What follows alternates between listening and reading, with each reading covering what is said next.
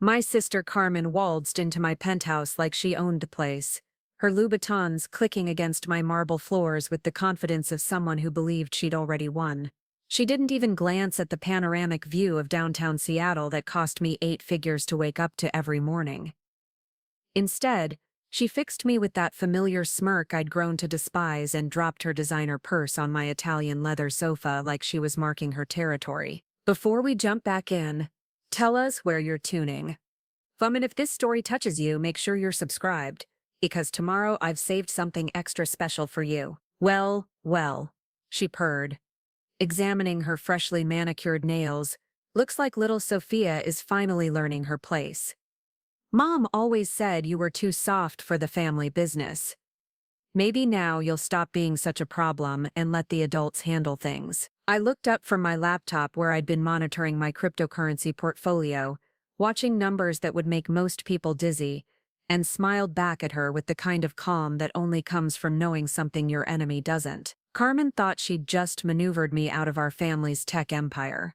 She thought the emergency board meeting she'd orchestrated behind my back had stripped me of my voting rights. She thought the whispered conversations with our cousins and the carefully planted seeds about my erratic decision-making had finally paid off.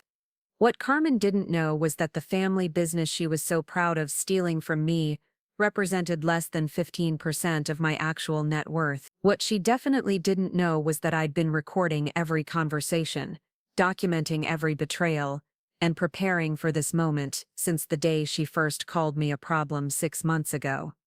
You're absolutely right, Carmen, I said, closing my laptop with a soft click. I was becoming a problem, but don't worry, I've solved it. Growing up as the youngest in the Morrison family meant living in the shadow of Carmen's golden reputation. While she was busy charming investors at charity galas and making headlines for her innovative leadership in our family's software development company, I was the quiet one. The bookish daughter who preferred coding in her bedroom to networking at country club events. The one who asked too many questions during board meetings and apparently made people uncomfortable with my attention to detail. Our father, Richard Morrison, had built Morrison Tech from a garage startup into a billion-dollar empire, specializing in cybersecurity solutions for Fortune 500 companies. Carmen, being 5 years older and infinitely more charming, naturally positioned herself as his heir apparent. She spoke the language of boardrooms fluently, could charm venture capitalists over 18-course dinners, and had mastered the art of making everyone feel like her success was somehow their victory too. I, on the other hand, was the daughter who noticed when the quarterly reports didn't add up, the one who questioned why certain contracts seemed to favor our competitors, the one who dared to suggest that maybe, just maybe, we were leaving money on the table with our conservative investment strategy. Sophia, sweetheart, my mother Elena would say whenever I brought up these concerns, business isn't just about numbers, it's about relationships. Carmen understands that. You're still learning. That's what they called it when I was 28 years old with dual master's degrees from Stanford in computer science and business administration, plus a portfolio of personal investments that had already made me independently wealthy. Learning was their polite way of telling me to sit down, shut up, and let the grown-ups handle things. The first real crack in our family facade appeared during a board meeting last January. I'd spent weeks analyzing our cybersecurity division's performance and discovered that we were dramatically underpricing our services compared to competitors. Not by a small margin, by nearly 40%. When I presented my findings, complete with market analysis and projected revenue increases, the room went silent. Carmen was the first to speak, her voice dripping with the kind of condescending sweetness that made my skin crawl. That's very thorough research, Sophia, but you're missing the bigger picture. Our pricing strategy isn't just about maximizing profit. It's about building long-term relationships with our clients. Something you'd understand if you spent less time buried in spreadsheets and more time actually talking to people. The board members nodded along like Carmen had just revealed some profound business wisdom instead of essentially admitting we were hemorrhaging millions in potential revenue because she was afraid to have difficult conversations with clients about fair pricing. But Carmen, I pressed, if we're undercharging by this much, how are we supposed to invest in the R&D necessary to stay competitive? Our development team is already stretched thin, and our competitors are launching new products while we're stuck maintaining legacy systems because we can't afford to innovate. That's when my uncle Marcus, Carmen's biggest supporter on the board, jumped in with his trademark dismissive chuckle. "Sophia, honey, you're thinking like an engineer, not like a businesswoman. Sometimes the best strategy isn't the most obvious one. Carmen's approach has served us well so far. Served us well." I wanted to pull up the financial projections showing how Carmen's relationship-focused pricing had cost us nearly $100 million in revenue over the past 3 years. But I could see from the faces around the table that logic wasn't going to win this argument. This wasn't about numbers or strategy. This was about maintaining the status quo that kept Carmen in power and me in my place. After the meeting, Carmen cornered me in the hallway outside the conference room. Her mask of professional composure had slipped just enough to reveal the steel underneath. "You're becoming a problem, Sophia," she said quietly, making sure no one else could hear. "I've been patient with your little power plays, but enough is enough. This company doesn't need another voice in the room. It needs unity. And if you can't get on board with that, maybe you need to reconsider whether this is the right place for you." I stared at her for a long moment, processing not just her words but the casual cruelty behind them. This wasn't a sister trying to guide her younger sibling. This was a CEO eliminating a threat. The realization should have hurt more than it did. But by then, I'd already started to see Carmen for who she really was beneath the designer suits and charity gala speeches. "I'll consider what you've said," I replied, keeping my voice level. "You're right that unity is important. Maybe it's time I focused on building some unity of my own." Carmen smiled, mistaking my calm response for capitulation. "I'm glad you're finally seeing things clearly. Family should stick together, don't you think?" Family. The word tasted bitter as I watched her walk away, already dismissing me as a conquered obstacle. What Carmen didn't realize was that I'd been preparing for this conversation for months. Every condescending comment, every dismissed suggestion, every time she'd made me feel small in front of investors or clients, I'd been taking notes. Not metaphorical notes, actual, detailed, legally admissible notes. The thing about growing up as the underestimated daughter is that people stop paying attention to what you're actually doing. While Carmen was busy playing politics and our parents were busy being proud of their golden child, I'd been quietly building something much bigger than any of them could imagine. It started innocently enough. I'd always been good with money. Maybe it was the engineering mindset, the way I could see patterns and inefficiencies that others missed. During college, I'd taken the modest trust fund my grandfather left me and started investing. Not in boring index funds or safe bonds, but in emerging technologies that I actually understood. Cryptocurrency when it was still a curiosity. AI startups before machine learning became a buzzword. Green energy companies before sustainability became profitable. By the time I graduated with my dual masters, that initial $100,000 trust fund had grown into something approaching 8 figures. By the time Carmen first called me a problem, it had reached 9 figures, carefully spread across shell companies, offshore accounts, and investment vehicles that would make a forensic accountant weep with frustration. The beautiful irony was that my family's dismissive attitude had actually helped me build this empire in secret. They were so convinced that I was just the awkward little sister playing with computers,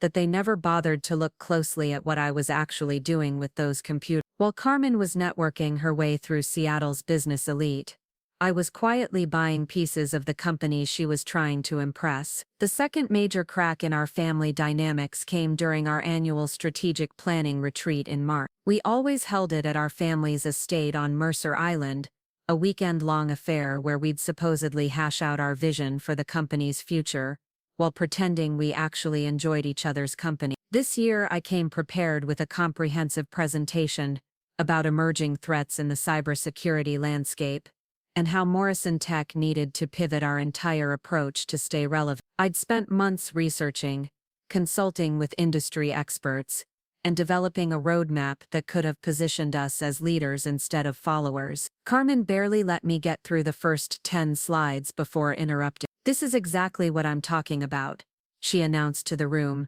gesturing at my carefully researched presentation like it was something distasteful she'd found on her shoe. Sophia sees problems everywhere, always doom and gloom. Preparing and narrating this story took us a lot of time. So if you are enjoying it, subscribe to our channel. It means a lot to us.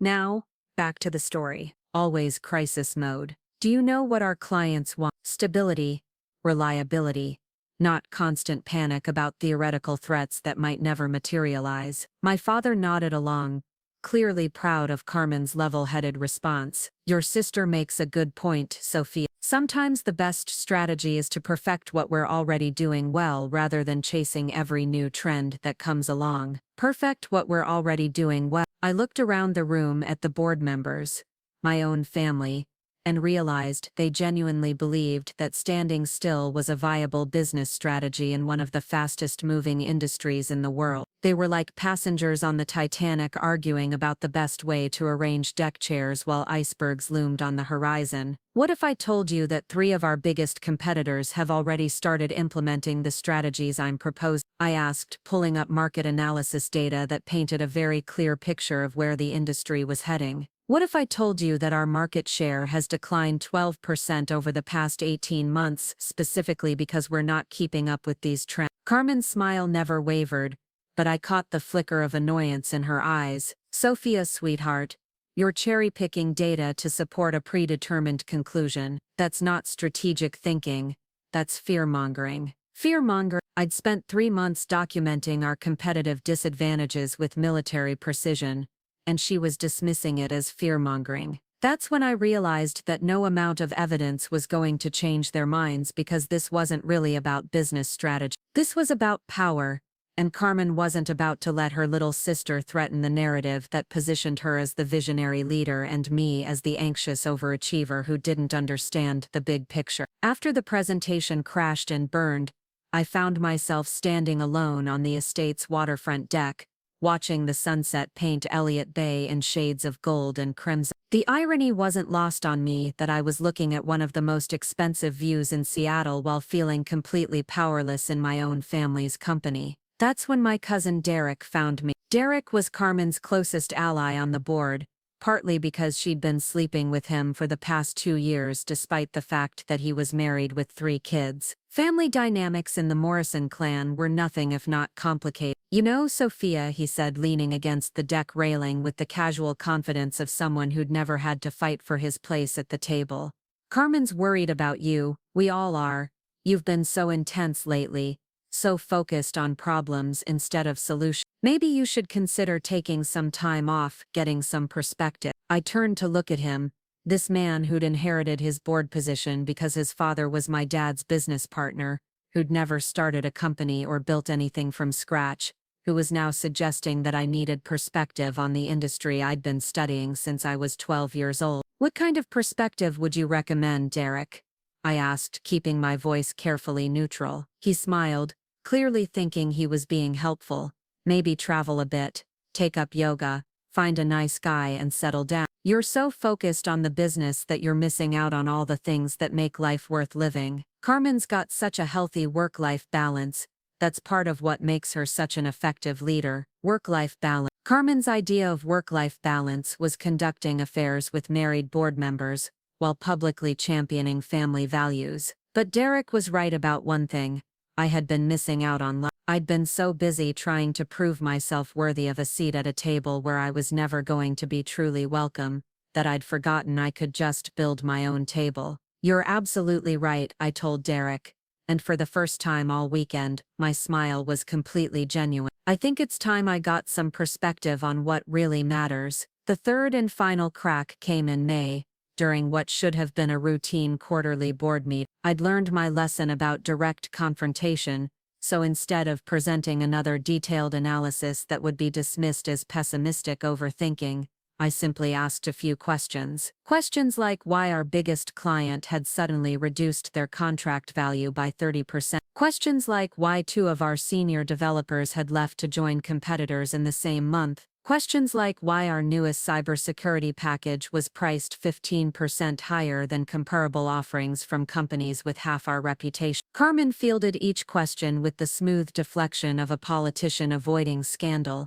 market fluctuations, natural employee turnover, Premium pricing for premium services. She had an answer for everything, and every answer was designed to make me look paranoid for asking. But I'd done my homework, and I knew something Carmen didn't. I knew that our biggest client had reduced their contract because they'd found security vulnerabilities in our latest software update, vulnerabilities that our competitors had already patched months ago. I knew that our senior developers had left because Carmen had repeatedly shot down their proposals for improving our development pipeline. I knew that our premium pricing was driving away clients who could get better service elsewhere for less money. More importantly, I knew that Carmen knew all of this too. She wasn't incompetent.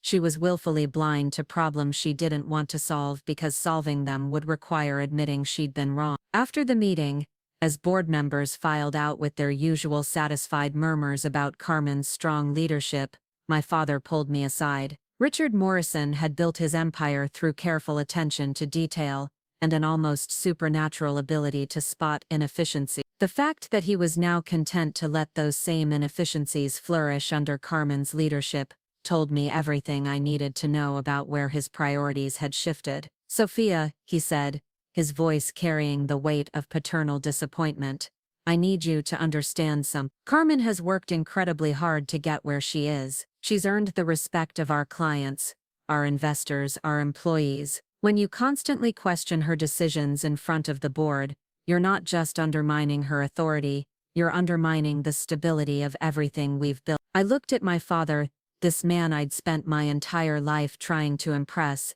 and realized that he was asking me to choose between speaking the truth and preserving the family peace. He wasn't interested in whether Carmen's decisions were right or wrong. He was interested in maintaining the illusion that everything was fine. "I understand, Dad," I said quietly. "I can see that my questions are causing problems for everyone. Maybe it's time I focused my energy elsewhere." He smiled, clearly relieved that his difficult daughter was finally seeing reason. "I'm proud of you for being so mature about this. Carmen will be proud too. You're both such remarkable young women. Imagine what you could accomplish if you worked together instead of against each other." Working together, as if I hadn't spent the past 3 years trying to work together while Carmen systematically excluded me from every major decision and dismissed every contribution I tried to make. As if collaboration was possible when one person held all the power and the other was expected to smile and nod along with whatever the person in power decided. But my father was right about one thing. It was time I focused my energy elsewhere, just not in the way he thought. That night, I sat in my home office, looking out at the city lights of Seattle, surrounded by monitors displaying real-time data from my various investments and business ventures. The numbers were beautiful in their precision, their honesty. Unlike family dynamics, money didn't lie or play favorites, or dismiss your concerns because they threatened someone else's ego. Over the past 5 years, while my family had been busy treating me like the problematic little sister who didn't understand business, I'd been quietly assembling a portfolio that would have impressed even my father in his prime: cryptocurrency mining operations, AI development firm, renewable energy investments, real estate holdings in 3 different countries, a venture capital fund that had already identified and funded 2 unicorn startups. Most importantly, I'd been buying stock in our competitor, not enough to trigger disclosure requirements, but enough to have a very clear picture of where the cybersecurity industry was heading, and how Morrison Tech was failing to keep up. Every time Carmen dismissed one of my concerns about our competitive position, I'd simply invest more money in the companies that were addressing those concerns properly. The cruel irony was that my family's money, the trust funds, the dividend payments from my Morrison Tech share, even the modest salary they paid me for being the board member they barely tolerated, had provided the seed capital for building an empire that now dwarfed their precious family business. I opened my laptop and started typing, not the emotional response that Carmen probably expected, but a carefully worded email to my father requesting a leave of absence from all Morrison Tech operations. I cited a desire to pursue personal interests and a need to find perspective outside the family business. I thanked him for his mentorship and expressed hope that the company would continue to thrive under Carmen's leadership. What I didn't mention was that those personal interests included a comprehensive plan to acquire controlling stakes in three of Morrison Tech's biggest competitors over the next 18 months. I didn't mention that my perspective-finding journey would involve launching a cybersecurity startup that would make our family's company look like a relic from the dial-up era. I didn't mention that Carmen's leadership was about to face the kind of competitive pressure that would expose every weakness she'd been ignoring. The email was professional, respectful, and completely truthful. It just wasn't the whole truth. After hitting send, I poured myself a glass of wine and stepped out onto my balcony. The city spread out below me like a circuit board, all glowing connections and flowing energy. Somewhere out there, Carmen was probably celebrating her victory, convinced that she'd finally gotten rid of the problematic little sister who'd been questioning her authority. What Carmen didn't realize was that she'd just made the biggest strategic mistake of her career. She'd eliminated the one person who'd been trying to help her see the threats coming for Morrison Tech. She'd silenced the voice that had been warning her about competitive vulnerabilities and market shifts. She'd removed the only board member who'd been pushing for the innovations that might have kept the company relevant. More than that, she'd freed me from any obligation to protect her from the consequences of her own blindness. I raised my wine glass to the Seattle skyline, to the companies I was secretly funding, to the startup I was about to launch, to the future that Carmen couldn't see coming because she'd been too busy looking backward at past successes. To solving problems, I said aloud, my voice carrying across the night air, starting with the biggest problem of all. 3 days later, Carmen called to thank me for being so mature about stepping back from the company. Her voice was warm with the kind of affection that only comes when someone gets exactly what they want without having to fight for it. I know this wasn't easy for you, Sophia, she said, but I really think this is what's best for everyone. You'll be able to pursue your own interests without feeling constrained by family obligations, and the company can move forward with a unified vision. It's a win-win, a win-win. I almost laughed at the phrase, but managed to keep my voice appropriately subdued. You're probably right, Carmen. I think I needed some distance to see things clearly. In fact, I'm already working on some exciting new projects. I think you'll be very surprised by what I accomplish. I'm sure I will be, she said, and I could practically hear her smiling through the phone. You've always been so creative, so full of ideas. Now you'll have the freedom to really explore what you're capable of. Freedom.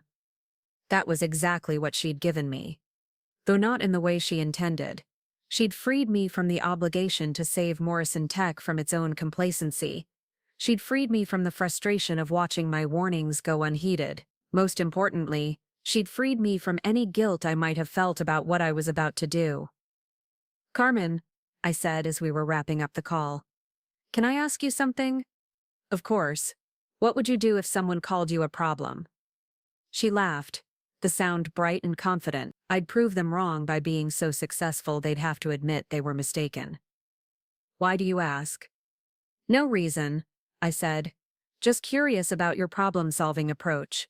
After hanging up, I opened my laptop and began drafting the business plan that would prove Carmen wrong about everything. Not by arguing with her, not by presenting more data she'd dismiss, but by building something so obviously superior to Morrison Tech that even she wouldn't be able to ignore it. The company I was about to launch would specialize in exactly the kind of next-generation cybersecurity solutions I'd been trying to get Morrison Tech to develop. The solutions that Carmen had dismissed as unnecessary complications. The solutions that would become industry standard within 2 years, making our family's legacy software look like stone knives and bearskins. I'd already recruited 3 of Morrison Tech's former employees, the ones who'd left because Carmen wouldn't listen to their ideas about improving our development pipeline. I'd already secured funding from my own venture capital fund, and 2 others that specialized in disruptive technology. I'd already identified the first 10 clients who would jump at the chance to work with a cybersecurity firm that actually understood the threats they were facing. Most deliciously, I'd already registered the trademark for a company name that would make Carmen's blood boil every time she saw it in the business press. Phoenix Security Solutions. The name of the company that would rise from the ashes of everything Morrison Tech could have been if someone had been listening to the problems I'd been trying to solve. As I worked late into the night, refining projections and finalizing partnerships, I thought about Carmen's question. What would I do if someone called me a problem? I'd solve the problem by removing them from my assets. All of them. The first month of my so-called sabbatical from Morrison Tech was the most productive period of my life. While Carmen was busy telling everyone how relieved she was that I'd finally stepped back to find myself, I was orchestrating the most complex business acquisition strategy of my career from the war room I'd set up in my penthouse. The space had been transformed into something that would make NASA's mission control jealous.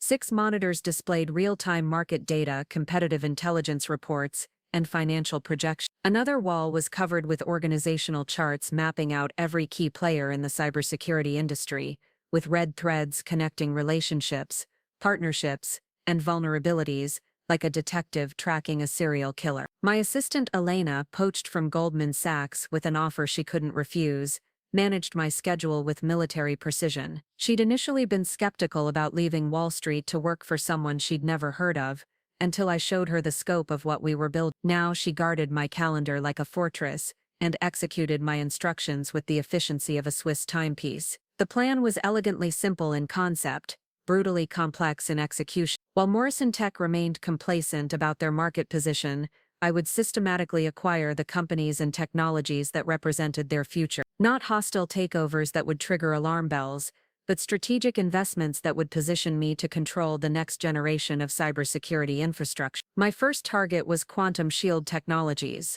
a Baltimore-based startup that had developed revolutionary encryption protocols for quantum computing environments. Their technology was exactly the kind of forward-thinking solution I'd been trying to get Morrison Tech to invest in for years. Carmen had dismissed quantum cybersecurity as science fiction that wouldn't be relevant for decades. Carmen was wrong. Quantum computing was already being deployed by financial institutions and government agencies, and traditional encryption methods were about as effective against quantum attacks as a screen door on a submarine. Quantum Shield's protocols weren't just innovative, they were essential for any company that wanted to provide cybersecurity services to sophisticated clients over the next 5 years. The acquisition took 3 weeks of careful negotiation. Quantum Shield's founders, Dr. Sarah Chen and Dr. Marcus Williams, had been struggling to find investors who understood the significance of their work. Most venture capital firms were looking for quick returns on familiar technologies,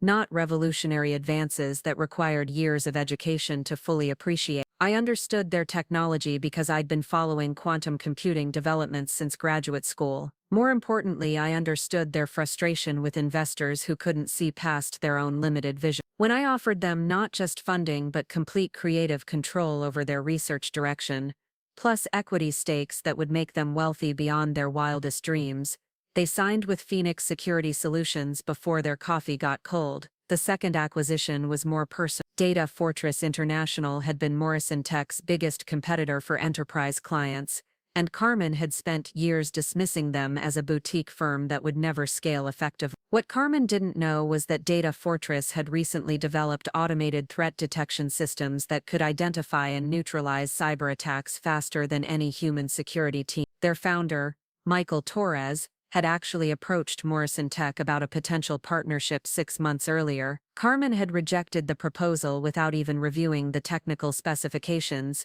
claiming that Morrison Tech didn't need partners to maintain their market leadership. Michael had left that meeting with the impression that Morrison Tech was an arrogant company resting on past achievements, while ignoring present realities. When I reached out to Michael through intermediaries, he was initially skeptical about another potential partnership. His skepticism evaporated when I demonstrated that I not only understood his technology but had already identified 3 ways to improve its efficiency. By the end of our first meeting, Data Fortress International had become a wholly owned subsidiary of Phoenix Security Solutions, and Michael had become my chief technology officer. The third piece of my puzzle was more subtle but potentially more devastating to Morrison Tech's future prospect. Cloud Vault Systems specialized in secure data storage for companies transitioning to cloud-based infrastructure. They weren't the biggest player in the market, but they had contracts with 12 of Morrison Tech's most important clients. Cloud Vault CEO Jennifer Walsh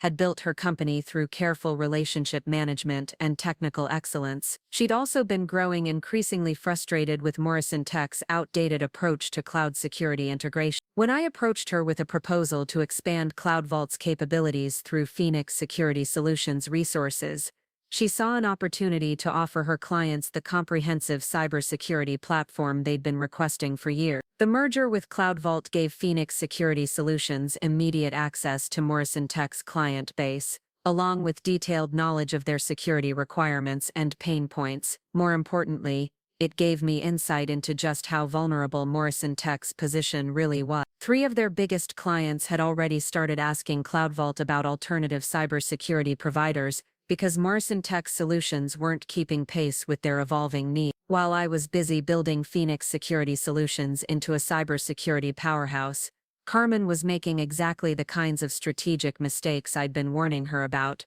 She'd doubled down on legacy software maintenance, instead of investing in new product development. She'd raised prices on existing services instead of improving their value proposition. Most tellingly, she'd rejected partnership opportunities with innovative companies, because she believed Morrison Tech was strong enough to compete alone. Carmen's confidence wasn't entirely misplaced. Morrison Tech still had an impressive client roster, substantial cash reserves, and a reputation built over 2 decades of reliable service. What Carmen failed to understand was that in the technology industry, past success is no guarantee of future relevance. Companies that stop innovating don't gradually decline, they collapse suddenly when the market shifts beneath them. I began monitoring Morrison Tech's performance with the same obsessive attention I'd once devoted to improving it. Their quarterly reports revealed declining profit margins, masked by accounting strategies that made their revenue look more stable than it actually was. Their employee retention numbers showed increasing turnover in technical positions, with exit interviews citing frustration over outdated development practices and limited career advancement opportunity. Most significantly, their client satisfaction surveys revealed growing concerns about Morrison Tech's ability to address emerging security threats. Clients were still satisfied with existing services, but they were increasingly skeptical about Morrison Tech's capacity to protect them against next-generation attacks. The perfect opportunity to test Morrison Tech's vulnerability came in July, when TechCorp Industries issued a request for proposals for a comprehensive cybersecurity overhaul. TechCorp was one of Morrison Tech's oldest and most valuable clients, worth nearly $8 million in annual revenue. They'd been loyal to Morrison Tech for over a decade, but their new CTO had mandated a competitive bidding process to ensure they were getting the best possible protection. Carmen was supremely confident about retaining the TechCorp contract. She'd personally managed their relationship for years, and she believed their loyalty was unshakable. What Carmen didn't know was that TechCorp's new CTO, David Park, was the former head of cybersecurity at one of the financial institutions already using Quantum Shield's encryption protocol. David understood exactly what next-generation threats looked like, and he knew that traditional security measures weren't adequate. Phoenix Security Solutions submitted a proposal that was everything Morrison Tech's wasn't. Instead of offering incremental improvements to existing systems, we proposed a complete infrastructure transformation using Quantum Shield's encryption, data fortresses, automated threat detection, and CloudVault's secure storage solution. Instead of generic security protocols, we offered customized protection designed specifically for TechCorp's unique vulnerability. Most importantly, our proposal included detailed analysis of the specific threats TechCorp would face over the next 5 years, along with proactive strategies for addressing challenges that hadn't emerged yet. Morrison Tech's proposal, by contrast, focused primarily on maintaining their current security posture with modest enhancements. The presentation to TechCorp's executive team was scheduled for a Tuesday morning in August. Carmen would be presenting first, followed by 2 other competitors, with Phoenix Security Solutions closing the day. I deliberately arranged the schedule this way because I wanted Carmen to set expectations that I could then systematically exceed. Elena had prepared me for every possible question, objection, and concern that might arise during the presentation. We'd rehearsed contingency plans for technical challenges, budget constraints, and implementation timeline. More importantly, we'd prepared detailed comparisons showing exactly how our solutions addressed the limitations of Morrison Tech's approach without directly criticizing their work. The day of the presentation, I arrived at TechCorp's headquarters, dressed in a navy blue suit, that projected competence without ostentation. I'd learned long ago that technical presentations were as much about establishing credibility as they were about demonstrating capability. David Park greeted me in the lobby with the professional courtesy that successful executives extend to potential partners, but I could see the curiosity in his eye. Phoenix Security Solutions was still relatively unknown in the industry, and he was clearly wondering what we could offer that more established firms couldn't. Carmen's presentation had concluded about an hour before my scheduled time slot. As I was being escorted to the conference room, I passed her in the hallway. She was clearly in high spirits, laughing with TechCorp's CEO about some shared memory from their long business relationship. When she spotted me, her expression shifted from confident satisfaction to mild confusion. "Sophia?" she said, clearly not expecting to encounter her problematic little sister in a client's office building. "What are you doing here?" I smiled with genuine warmth, the kind that comes from knowing something the other person doesn't. "Business meeting. How did your presentation go?" Carmen's confusion deepened slightly, but she maintained her professional composure.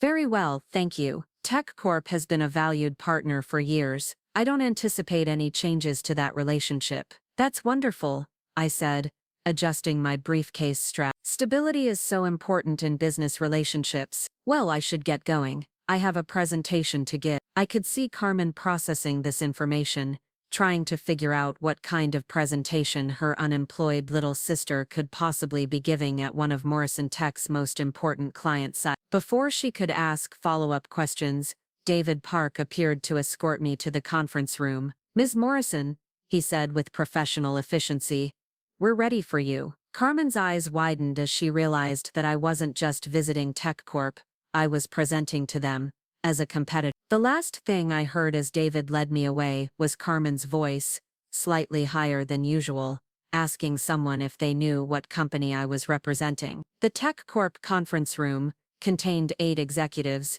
including David Park and CEO Rachel Thompson. They were polite but skeptical as I set up my presentation equipment. Phoenix Security Solutions was an unknown quantity, and they were clearly wondering if this meeting was going to be worth their time. "Before we begin," Rachel said, "I have to ask about the coincidence of your name. Are you related to Carmen Morrison from Morrison Tech?" "Carmen is my sister," I replied calmly.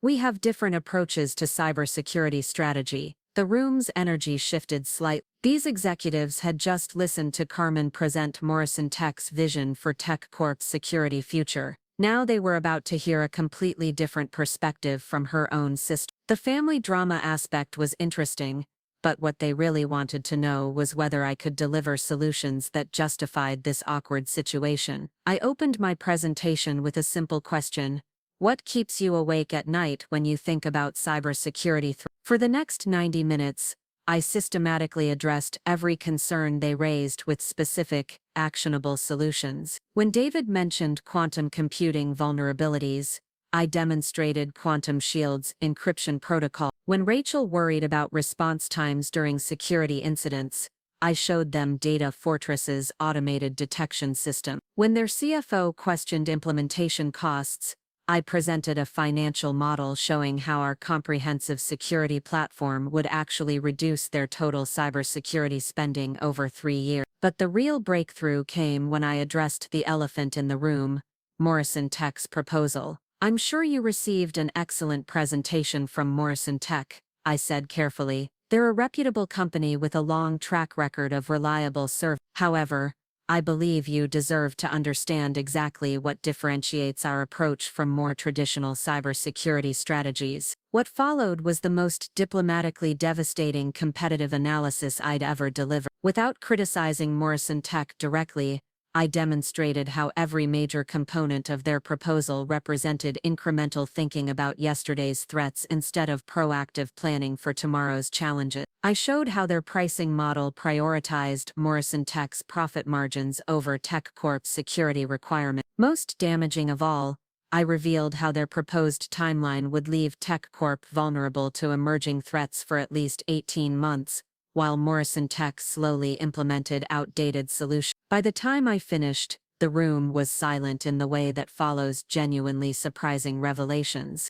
These executives had spent years accepting Morrison Tech's limitations because they didn't realize better alternatives existed. Now they were looking at a comprehensive security transformation that would position TechCorp ahead of threats instead of constantly reacting to them. David Park was the first to speak. Morrison, this is impressive work, but Phoenix Security Solutions is a new company. How can we be confident in your ability to deliver on these promises? I'd been expecting this question, and I had the perfect answer. Mr. Park, every key technology I've demonstrated today is already operational. Quantum Shield's encryption is protecting financial institutions that process trillions of dollars in transactions. Data Fortress's threat detection has prevented successful attacks on government agencies and Fortune. Cloud Vault's storage systems are already securing data for 12 companies similar to TechCorp. I paused for effect before delivering the critical point. We're not asking you to bet on unproven technology. We're offering you immediate access to cybersecurity capabilities that are already more advanced than anything currently available from traditional providers. Rachel leaned forward slightly. What's your timeline for implementation? 6 weeks for basic protection, 4 months for complete system integration. During the transition period, our security monitoring would begin immediately, so you'd never experience any gap in coverage. The contrast with Morrison Tech's 18-month timeline was stark, and everyone in the room understood the implications. Phoenix Security Solutions wasn't just offering better technology, we were offering it faster and more efficiently than Morrison Tech could deliver their inferior solution. After the presentation, David walked me to the lobby while the executive team convened to discuss their decision. His professional demeanor had warmed considerably during our conversation, and I could tell he was genuinely excited about Phoenix Security Solutions' capability. Off the record, he said as we waited for the elevator, this is the kind of forward-thinking approach we've been hoping to find. TechCorp's board has been pushing us to modernize our security infrastructure, but most providers have been offering us variations of what we already have. Traditional cybersecurity companies are often constrained by their existing client commitments, I replied. They can't offer truly innovative solutions, because it would require admitting that their current services are inadequate. David smiled. That's a very diplomatic way of saying they're afraid to cannibalize their own revenue streams. The elevator arrived, and as I stepped inside, David added, you should expect to hear from us very soon. This decision is going to be easier than we anticipated. 3 days later, Elena informed me that TechCorp had selected Phoenix Security Solutions for their cybersecurity transformation. The contract was worth $12 million over 3 years, 50% more than Morrison Tech's existing arrangement, because we were providing comprehensive protection instead of basic maintenance. More importantly, TechCorp had agreed to serve as a reference client for Phoenix Security Solutions. Their endorsement would carry significant weight with other companies considering similar security upgrades, particularly companies that were currently Morrison Tech clients. Carmen called me that same evening. Her voice was carefully controlled, but I could hear the strain underneath her professional tone. Congratulations on the TechCorp contract, she said. I have to admit, I'm surprised. I didn't realize you'd started your own company. Thank you, I replied. I've been working on it during my sabbatical. Sometimes the best way to solve problems is to build better solutions. Indeed, there was a long pause. Sophia, I hope this doesn't create any awkwardness between us. Business is business, but family is family. Family is family. It was remarkable how quickly Carmen's tone had shifted from dismissive superior to a diplomatic concern. Losing an $8 million client to her previously unemployed little sister had apparently clarified some things about our relative positions in the cybersecurity industry. Of course not, I said. Competition is healthy, it forces everyone to perform at their best. Absolutely. Well, I'm sure there's room in the market for both our approaches. Different clients have different needs, different approach. Carmen was already starting to rationalize the loss by positioning it as a matter of incompatible philosophies, rather than superior performance. It was exactly the kind of self-protective thinking that would prevent her from learning the lessons she needed to learn. I'm sure you're right, I agreed. Give my best to everyone at Morrison Tech. After hanging up, I poured myself a glass of champagne and stepped out onto my balcony. The Seattle skyline glittered in the darkness, a constellation of possibilities and opportunities. Somewhere in those lights was Morrison Tech's headquarters, where Carmen was probably working late, trying to understand how her problematic little sister had just outmaneuvered her on one of the biggest deals of the year. The Tech Corp victory was satisfying, but it was only the beginning. Over the next few months, I planned to systematically demonstrate that Phoenix Security Solutions could deliver everything Morrison Tech promised, plus innovations they couldn't even imagine, not through hostile competition or personal attacks, but through superior performance that would speak for itself. Elena knocked on my office door the next morning with a stack of messages from companies requesting information about Phoenix Security Solutions. Word about the TechCorp contract had spread quickly through the cybersecurity industry, and potential clients were curious about this new firm that could apparently deliver next-generation security solutions with unprecedented speed. Among the inquiries was one that made me smile. Harrison Financial Group, one of Morrison Tech's oldest clients, was requesting a proposal for upgrading their cybersecurity infrastructure. Their current contract with Morrison Tech was set to expire in 6 months, and they wanted to explore alternatives before making renewal decisions. Harrison Financial was particularly interesting because Carmen had used their loyalty as an example of Morrison Tech's unshakable client relationships. During board meetings, she'd frequently cited Harrison's satisfaction with Morrison Tech's services as proof that innovative competitors couldn't threaten established client bonds. Carmen was about to learn that client loyalty based on habit is very different from client loyalty based on superior value. Harrison Financial wasn't committed to Morrison Tech because they were irreplaceable. They were committed because no one had offered them anything better. Phoenix Security Solutions was about to offer them something much better. The preliminary meeting with Harrison Financial was scheduled for the following week. As I prepared my presentation, I thought about Carmen's confidence in client loyalty and traditional relationship management. She'd built her career on the assumption that personal connections and established trust could overcome technical limitations and competitive disadvantages. Carmen was about to discover that in the technology industry, relationships without innovation are just expensive nostalgia. Clients might tolerate inferior solutions out of loyalty for a while, but eventually they'll choose partners who can actually protect them over partners who can only charm them. The call from Harrison Financial came on a Thursday afternoon. Their Chief Information Officer, Patricia Hughes, had reviewed our initial proposal and wanted to schedule a comprehensive presentation for their executive team. The timeline was aggressive. They wanted to see presentations from all potential vendors within 3 weeks to allow time for decision-making before their current contract expired. Miss Morrison, Patricia said, I'll be honest with you. Morrison Tech has been a reliable partner for Harrison Financial, and changing cybersecurity providers isn't a decision we take lightly. What we're looking for is compelling evidence that an alternative approach would provide significantly better protection for our clients' assets. I understand completely, I replied.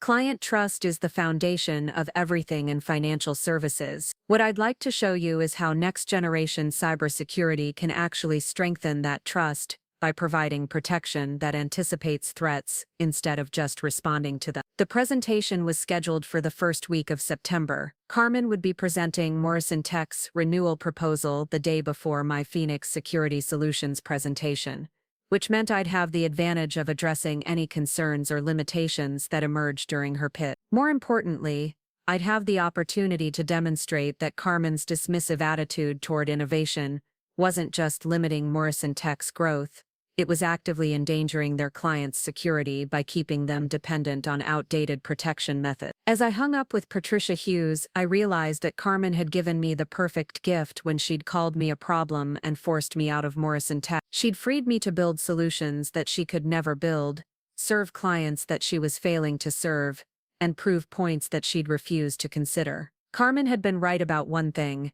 I had been a problem for Morrison Tech. I'd been the problem of inconvenient questions, uncomfortable truths, and innovative ideas that threatened the comfortable mediocrity of incremental improvements and relationship-based complacency. Now I was Phoenix Security Solutions' greatest asset, and Morrison Tech's biggest nightmare. The problematic little sister had become the competition that Carmen couldn't dismiss, couldn't ignore, and couldn't defeat with charm and deflection. In 2 weeks, I'd proved to Harrison Financial that Morrison Tech's approach to cybersecurity was not just outdated, it was dangerous. And Carmen would finally understand that calling someone a problem doesn't make the underlying issues disappear, it just makes them someone else's competitive advantage. The Harrison Financial presentation was scheduled for a crisp September morning, and I arrived 30 minutes early to ensure everything was perfect. The conference room overlooked Elliott Bay, with morning light streaming through floor-to-ceiling windows that made Seattle's skyline look like a promise of prosperity. Patricia Hughes and her team were already assembled, including CEO James Harrison himself, which told me this decision carried more weight than a typical vendor selection. Carmen's presentation had concluded the previous afternoon, and from what I'd gathered through industry contacts, it had gone exactly as expected. Professional, polished, and utterly predictable. She'd emphasized Morrison Tech's long relationship with Harrison Financial, their track record of reliable service, and their commitment to maintaining the security standards that had protected the firm for over a decade. What Carmen hadn't done was address the evolving threat landscape that kept financial executives awake at night. She hadn't acknowledged that protection strategies effective against yesterday's attacks were inadequate for tomorrow's challenge. Most critically, she hadn't demonstrated any understanding that Harrison Financial's clients were demanding security innovations that Morrison Tech simply couldn't provide. I opened my presentation with a question that cut straight to the heart of their concerns. Mr. Harrison, if a sophisticated attacker gained access to your client data tomorrow, how long would it take your current security systems to detect the breach? The silence that followed told me everything I needed to know. Morrison Tech's security protocols were reactive rather than proactive, which meant Harrison Financial would only discover an attack after significant damage had already occurred. In an industry where client trust was everything, that delay could be catastrophic. Our current systems would identify unauthorized access within 24 to 48 hours. Patricia answered carefully. Morrison Tech has assured us that's within industry standards. It is within traditional industry standards.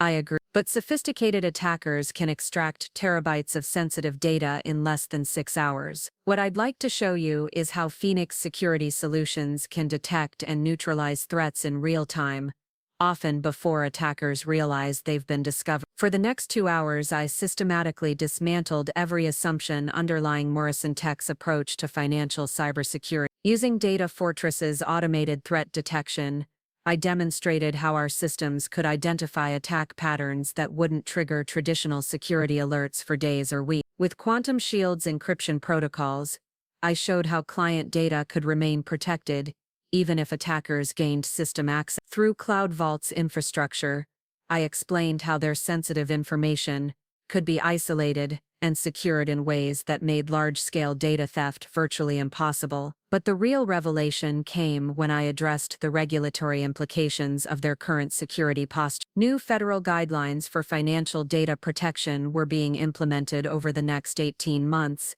and companies that couldn't demonstrate compliance would face severe penalties and potential license restrictions. Morrison Tech's proposed upgrades will achieve basic compliance, I explained, but they won't position Harrison Financial to exceed the new standards. Phoenix Security Solutions can implement protection protocols that not only meet current requirements, but anticipate future regulatory change. James Harrison leaned forward, clearly intrigued. What kind of timeline are we discussing for full implementation? 8 weeks for critical systems protection, 4 months for complete infrastructure transformation. During implementation, you'd never experience any reduction in security coverage, because our monitoring systems would be operational from day one. The contrast with Morrison Tech's timeline was devastating. Carmen had proposed a graduated 18-month implementation that would leave Harrison Financial vulnerable during regulatory transitions. Phoenix Security Solutions was offering immediate protection with continuous improvement, not extended vulnerability with eventual compliance. Patricia exchanged glances with her team before asking the question I'd been expecting. Ms. Morrison, this represents a significant departure from our current approach. What assurances can you provide that Phoenix Security Solutions can deliver on these commitments? I'd prepared for this moment with the same meticulous attention I'd devoted to every other aspect of the presentation. Ms. Hughes, every technology I've demonstrated is already protecting institutions larger and more complex than Harrison Financial. But rather than asking you to take my word for it, I'd like to offer something unprecedented in cybersecurity services. I paused for effect before delivering the proposal that would change everything. Phoenix Security Solutions will guarantee the security of your client data. If any breach occurs during our contract period that our systems fail to prevent or contain, we'll provide complete financial compensation for all damages, regulatory penalties, and client losses. The room went absolutely silent. No cybersecurity company had ever offered that level of accountability because traditional security services couldn't prevent breaches. They could only respond to them after the fact. Phoenix Security Solutions could make this guarantee because our integrated approach actually prevented attacks, rather than just detecting them. James Harrison's expression shifted from polite interest to genuine amazement. You're willing to stake your company's existence on our data security. Mr. Harrison, I'm willing to stake my company's existence on our ability to protect your clients better than anyone else in the industry. That's not confidence, that's certainty. The presentation concluded with detailed financial projections showing how Phoenix Security Solutions' comprehensive protection would actually reduce Harrison Financial's total cybersecurity costs, while providing exponentially better results. When I left the conference room, I could see the executive team huddling for immediate discussion, rather than waiting for their scheduled decision timeline. Elena was waiting in my car with updates from our other active proposal. 3 more of Morrison Tech's major clients had requested presentations after word spread about our Harrison Financial proposal. More significantly, 2 companies that had been considering Morrison Tech for new contracts had shifted their attention to Phoenix Security Solutions. The call from Patricia Hughes came that same afternoon. Harrison Financial had unanimously voted to terminate their Morrison Tech contract and engage Phoenix Security Solutions for comprehensive cybersecurity transformation. The deal was worth $15 million over 3 years, nearly double what they'd been paying Morrison Tech, because they were receiving exponentially superior protection. Ms. Morrison, Patricia said, I've been in financial services for 23 years, and I've never seen a cybersecurity proposal that addressed our concerns so comprehensively. Your team's approach represents exactly the kind of forward-thinking partnership we need for our clients' future security. More importantly, Harrison Financial had agreed to participate in a cybersecurity case study that would be published in Financial Services Technology Quarterly. Their endorsement would reach every major financial institution in the country, many of whom were current Morrison Tech clients, growing increasingly frustrated with outdated security limitations. Carmen called me that evening, and her carefully controlled professional tone had developed cracks that revealed the strain underneath. Sophia, I think we need to talk. This competition between our companies is creating some unexpected complications. That was an interesting way to describe losing 2 of Morrison Tech's most valuable clients to her previously unemployed little sister within the span of 6 weeks. I'm always happy to talk with you, Carmen, I replied.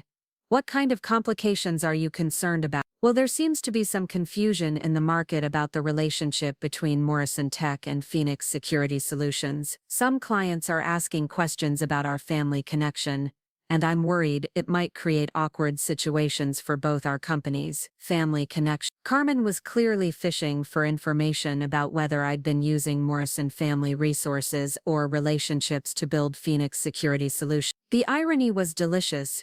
She was worried that I might have been leveraging family advantages, when the reality was that overcoming family disadvantages had made me stronger than she could imagine. I can understand that concern. Phoenix Security Solutions operates completely independently from any Morrison family interests. Our success is based entirely on superior technology and performance, not family connections. Of course, Carmen replied quickly.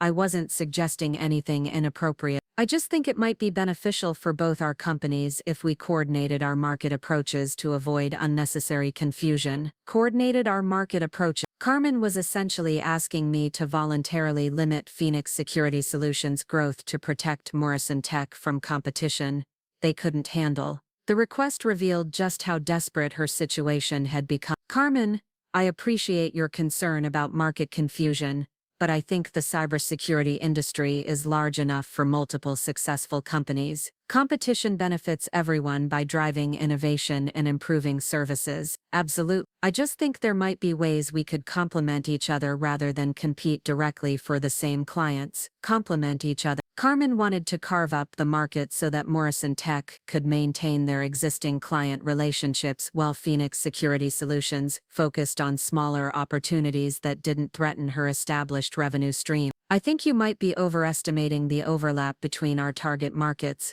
I said. Phoenix Security Solutions focuses on clients who need next-generation cybersecurity capabilities. Morrison Tech serves clients who are satisfied with traditional approach. There's natural market segmentation based on different client requirements. The silence that followed told me Carmen understood exactly what I was saying. Phoenix Security Solutions targeted clients who demanded innovation and superior protection. Morrison Tech was left with clients who were content with mediocrity and incremental improvements. It wasn't market stagnation, it was market evolution, and Morrison Tech was on the wrong side of it. Well, Carmen said finally, I suppose market forces will determine the most efficient allocation of client relationships. Market forces. Carmen was reverting to business school terminology to mask the fact that she'd just acknowledged Morrison Tech's inferior competitive position. When company executives start talking about market forces determining outcomes, it usually means they've given up trying to control those outcomes themselves. After hanging up, I realized that Carmen still didn't understand the fundamental nature of what was happening. She thought Phoenix Security Solutions was just another competitor that could be managed through traditional business strategies like market segmentation and strategic coordination. She didn't realize that I'd built Phoenix Security Solutions specifically to make Morrison Tech's entire approach to cybersecurity obsolete. The revelation came 3 weeks later during Morrison Tech's quarterly board meeting. I wasn't present, obviously, but my cousin Derek called me afterward with news that exceeded my most optimistic expectations. Sophia, he said, his voice tight with strain, I think you should know that Morrison Tech is facing some serious challenge. We've lost 4 major clients in the past 2 months, and our pipeline for new business has essentially dried up. 4 major clients. I'd been directly responsible for 2 of those losses, but the other 2 represented something more significant. Market recognition that Morrison Tech's approach was fundamentally inadequate for current cybersecurity requirements. I'm sorry to hear that, Derek. The cybersecurity industry is very competitive right now. It's more than just competition. Potential clients are asking questions about our technology capabilities that we can't answer effectively. They want innovations that we simply don't have. Derek was describing exactly the scenario I'd been warning about during those dismissed board presentations. Morrison Tech had ignored emerging technologies for so long that they could no longer compete for sophisticated clients who understood what modern cybersecurity required. What's Carmen's strategy for addressing these challenges? I asked. That's what I wanted to talk to you about. Carmen thinks Morrison Tech should acquire Phoenix Security Solutions to gain access to your technology capabilities. I almost laughed out loud. Carmen's solution to being outcompeted by superior technology was to buy that technology rather than develop it herself. The strategy revealed everything about her approach to business when faced with innovation challenges. She preferred acquisition over creation. That's an interesting idea, I said carefully. Has she made a formal offer? Not yet, but she's planning to approach you about it. Sophia, I think you should consider the proposal seriously. Morrison Tech has resources and client relationships that could help Phoenix Security Solutions grow much faster than competing independently. Resources and client relationships. Derek was describing exactly the assets that Morrison Tech was losing because they couldn't provide the cybersecurity services their clients needed. Acquiring Phoenix Security Solutions wouldn't solve Morrison Tech's fundamental problems. It would just temporarily mask their inability to innovate. I appreciate Carmen thinking of Phoenix Security Solutions for potential partnership opportunities, I said. If she makes a formal proposal, I'll certainly consider it carefully. Carmen's call came the next morning, and her tone had shifted from diplomatic concern to barely contained desperation. Sophia, I'd like to schedule a meeting to discuss some strategic opportunities that could benefit both our companies. I think there might be synergies we haven't fully explored. Synergies, the last refuge of executives who've run out of organic growth strategies. When company leaders start talking about synergies, it usually means they're looking for ways to acquire capabilities they can't develop internally. I'm always interested in strategic opportunities. What kind of synergies are you thinking about? Well, Morrison Tech has established client relationships and operational infrastructure, while Phoenix Security Solutions has innovative technology capabilities. There might be ways to combine those strengths for mutual benefit. Carmen was proposing to merge Phoenix Security Solutions into Morrison Tech so she could access our technology while maintaining control of the combined entity. It was exactly the kind of acquisition strategy that executives use when they can't compete effectively, but still want to control market outcomes. That sounds like something worth discussing in detail, I said. Why don't you come to my office next week? I think you'll find Phoenix Security Solutions operation very interesting. The meeting was scheduled for the following Tuesday. Carmen would finally see the scope of what I'd built while she'd been dismissing me as a problematic little sister who didn't understand business. She'd discover that Phoenix Security Solutions wasn't just a startup with innovative technology. It was a comprehensive cybersecurity empire that had been specifically designed to make Morrison Tech obsolete. Elena had prepared the conference room to showcase Phoenix Security Solutions' full capabilities. Wall-mounted displays showed real-time monitoring of our client systems, with threat detection algorithms running continuous analysis of potential vulnerability. Another screen displayed our global infrastructure, with secure data centers on 3 continents providing redundant protection for client assets. When Carmen arrived accompanied by Derek and Morrison Tech's chief financial officer, her confident smile faltered slightly as she absorbed the scale of our operation. The Phoenix Security Solutions office occupied an entire floor of a downtown Seattle skyscraper, with dozens of cybersecurity specialists monitoring client systems from a command center that looked like something from a science fiction movie. This is impressive, Carmen said, clearly trying to maintain her composure, while processing the reality that her unemployed little sister had built a cybersecurity operation more sophisticated than Morrison Tech's. How long did it take you to assemble all this? About 8 months from initial concept to full operation, I replied.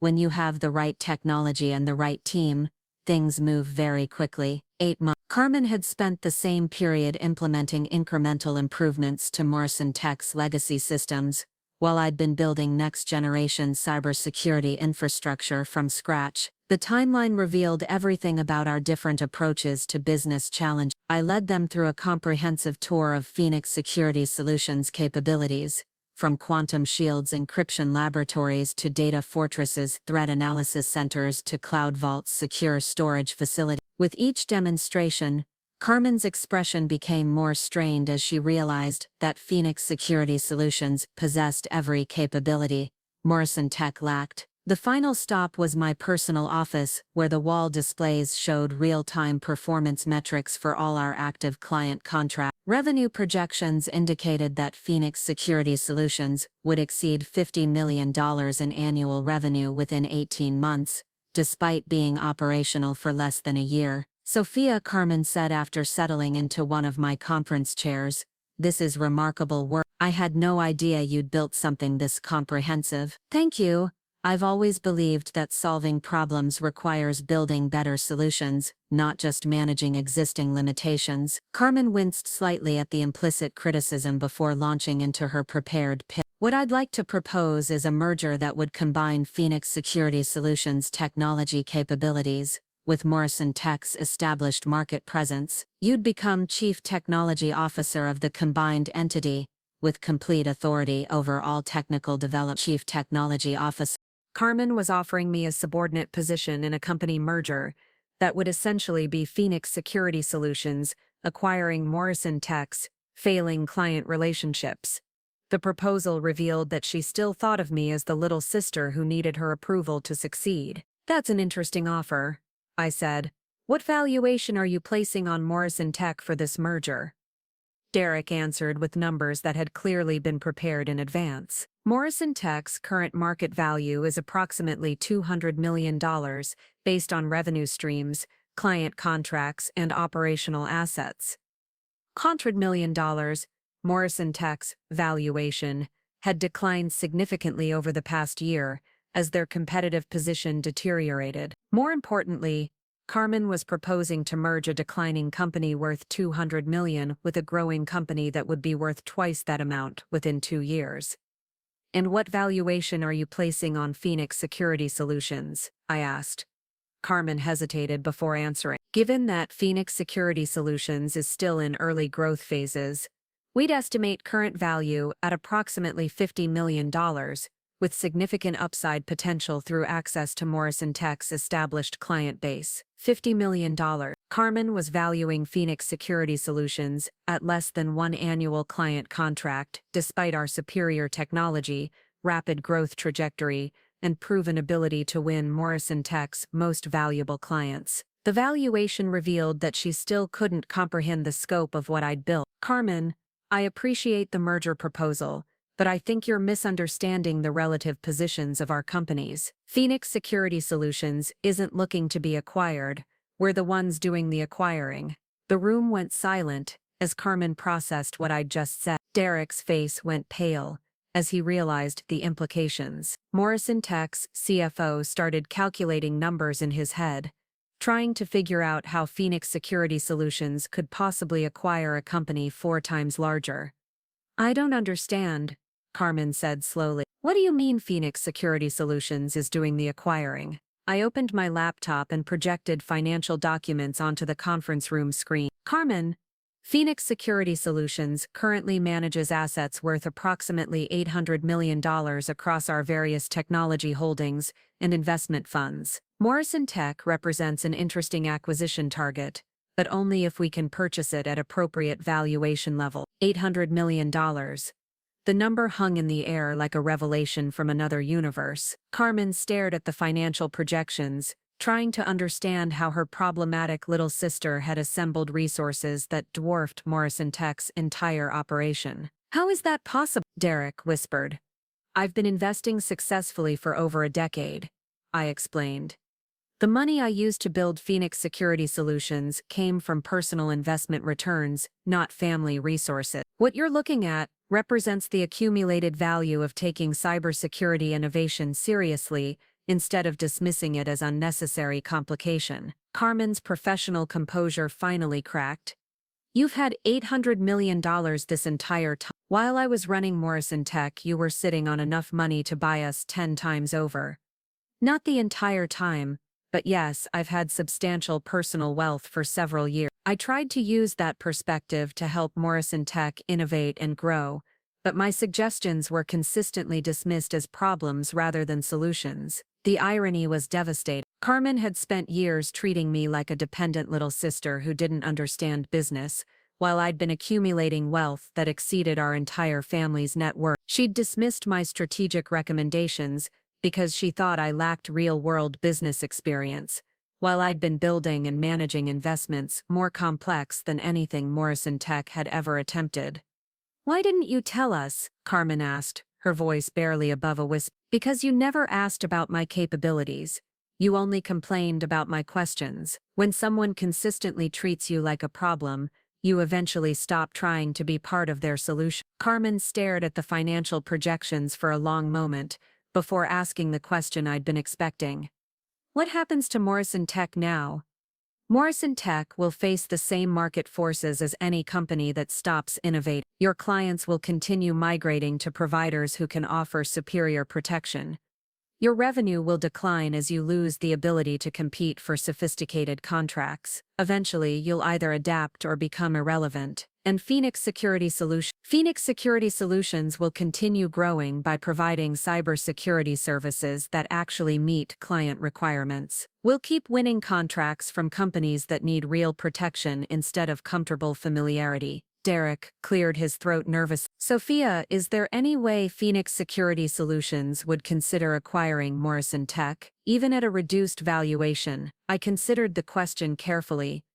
Morrison Tech still had some valuable assets, particularly their client relationships and operational infrastructure. More importantly, acquiring Morrison Tech would eliminate the last significant traditional competitor in our target market. I'd be willing to consider an acquisition at fair market value. Given Morrison Tech's current challenges, I'd estimate that value at approximately $75 million. $75 million, less than half of Carmen's proposed merger valuation, but probably more than Morrison Tech could command from any other buyer given their declining competitive position. Carmen's face went through a series of expressions as she processed the complete reversal of our relative position. 6 months ago, she'd been the successful CEO dismissing her problematic little sister's concerns. Now she was listening to that same sister offer to buy her company at bankruptcy prices. "I need time to consider this," Carmen said finally. "Of course, the offer will remain open for 30 days. After that, Phoenix Security Solutions will continue our organic growth strategy, and Morrison Tech will need to find other solutions for their competitive challenges." After they left, I stood at my office windows looking out at Seattle's skyline while processing what had just occurred. Carmen had finally seen the full scope of what I'd built, and the revelation had fundamentally altered our family dynamics forever. She could no longer dismiss me as the problematic little sister because I'd proven that the problems I'd identified were real, the solutions I'd proposed were effective, and the capabilities she'd underestimated were actually superior to her own. Elena knocked on my door with updates from our legal team. Morrison Tech's board had called an emergency meeting to discuss Phoenix Security Solutions' acquisition offer. 3 more of their major clients had requested proposals from us after learning about our technology capabilities. Most significantly, Industry Week had requested an interview about Phoenix Security Solutions' rapid growth and impact on the cybersecurity market. The Industry Week interview was scheduled for the following month. The journalist, Sandra Walsh, specialized in stories about disruptive companies that challenged established industry leaders. She'd been following Phoenix Security Solutions since our TechCorp contract, and she was particularly interested in the family dynamics that had led to Morrison Tech's competitive disadvantage. "Morrison," Sandra said during our preliminary conversation, "what I find fascinating about this story is how Phoenix Security Solutions emerged from someone who was previously considered an insider at Morrison Tech. Can you tell me about that transition?" "I spent several years trying to help Morrison Tech adapt to changing cybersecurity requirements," I replied. "When those efforts weren't successful, I decided to build solutions independently rather than continue arguing about problems that weren't being addressed. Your sister Carmen has built a reputation as one of Seattle's most successful business leaders. What was it like competing against someone with her experience and market position?" "Carmen is very talented at managing existing client relationships and maintaining operational efficiency. However, the cybersecurity industry requires constant innovation to address evolving threats. Phoenix Security Solutions was built specifically to provide that innovation. Some industry observers have suggested that your success represents a generational shift in cybersecurity leadership. Do you see it that way?"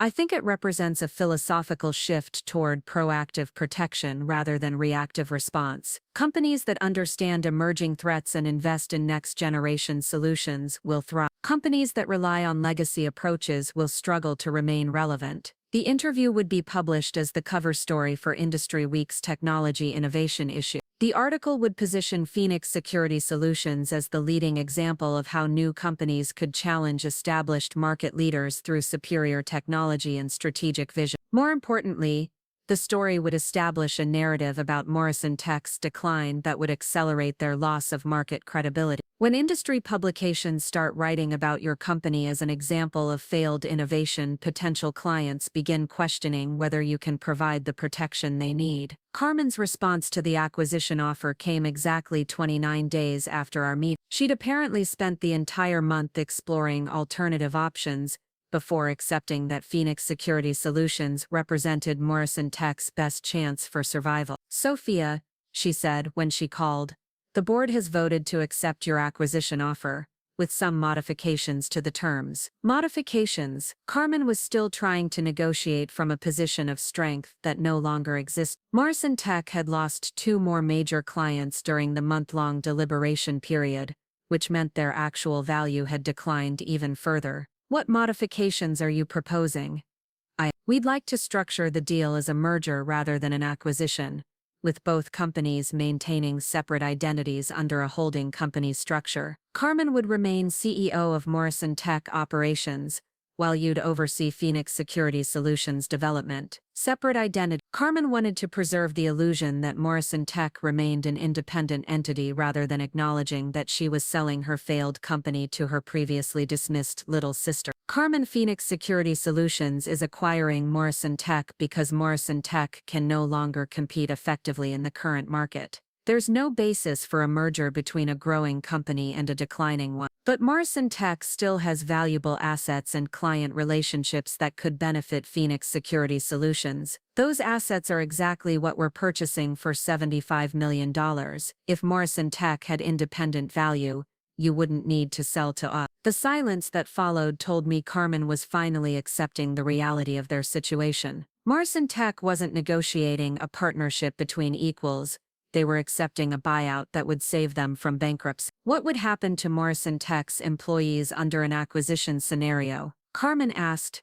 Technical staff who can adapt to next-generation cybersecurity requirements would be retained. Administrative functions would be consolidated to eliminate redundancy. Management positions would be evaluated based on performance and strategic value. Carmen understood that her own position as CEO would be eliminated once Phoenix Security Solutions acquired Morrison Tech. The company she'd spent her career building would become a subsidiary of the empire her problematic little sister had created. I need to discuss these terms with the board, Carmen said. The acquisition offer expires tomorrow at close of business. After that, Phoenix Security Solutions will pursue other growth strategies. The final call came at 4:30 the next afternoon. Morrison Tech's board had unanimously voted to accept Phoenix Security Solutions' acquisition term. Carmen's voice was carefully controlled, but I could hear the defeat underneath her professional tone. Congratulations, Sophia, you've built something remarkable and I'm glad Morrison Tech can be part of its future growth. Part of its future growth. Carmen was trying to frame the acquisition as Morrison Tech joining Phoenix Security Solutions' success, rather than acknowledging that Morrison Tech had been purchased as a failing asset. The acquisition closed 6 weeks later. Morrison Tech's employees were integrated into Phoenix Security Solutions operations, with technical staff receiving significant salary increases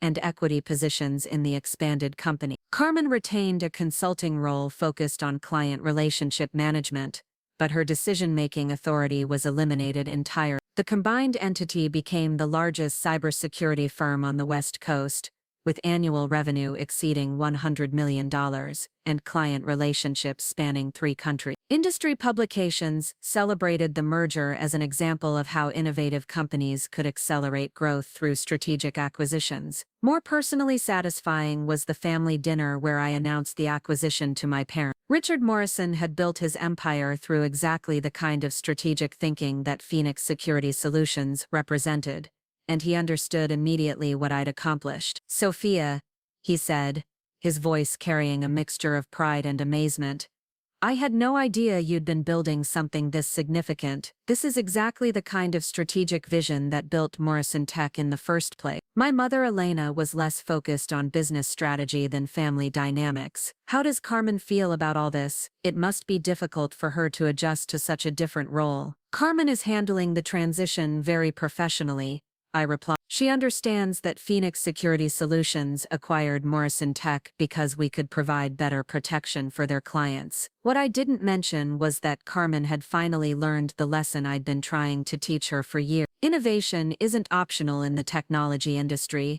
It's the difference between growth and obsolescence. Companies that dismiss emerging threats and new solutions don't just lose market share, they lose relevance entirely. 6 months after the acquisition, Carmen requested a private meeting to discuss her future with the combined company. She'd spent the intervening time learning Phoenix Security Solutions' technology capabilities and observing how next-generation cybersecurity actually works. Sophia, she said as we sat in my office overlooking Elliott Bay, I owe you an apology. You were right about everything: the competitive threats, the technology gaps, the client requirements that Morrison Tech wasn't meeting. I was so focused on protecting what we'd built that I couldn't see what we needed to build. Carmen, you built Morrison Tech into a successful company that provided good value to clients for many years. The cybersecurity industry evolved faster than traditional approaches could adapt, but that doesn't diminish what you accomplished. It does diminish it when my own sister had to buy my company to save it from my poor decisions. Carmen was finally acknowledging what had really happened. Phoenix Security Solutions hadn't just outcompeted Morrison Tech,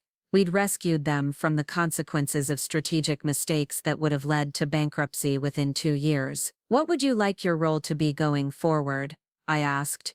I'd like to learn how to do this properly. I spent years dismissing innovation as unnecessary complication, but now I can see that innovation is the only thing that matters. Would you be willing to teach me what I should have been learning all along? It was the first time Carmen had ever asked me to teach her anything. For our entire lives, she'd been the older sister who knew better, the successful executive who understood business while I was just the problematic little sister asking inconvenient questions. I'd be happy to work with you on developing next-generation cybersecurity expertise, but I need you to understand something. Phoenix Security Solutions succeeded because we listened to problems instead of dismissing them. If you want to be part of what we're building, you'll need to embrace questions rather than avoiding them. Carmen smiled for the first time since the acquisition.